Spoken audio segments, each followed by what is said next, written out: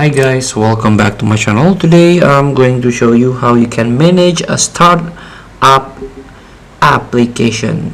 When you are launching Windows, there are some application that automatically run or launch. So let's get started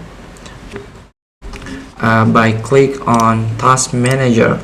Here you can right click on the taskbar and click on Task Manager.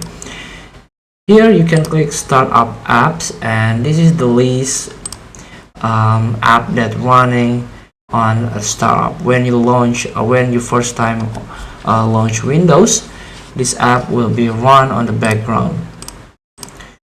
So you can try to disable by right click and disable. And also you can try to manage via setting. You can click start icon and then click settings. Here you can click apps, and this is the start apps that start automatically when you sign in. So apps can be configured to start when you log in. In most cases, apps will start minimized or may only start a background task. Here you can try to turn on and turn off in this startup management.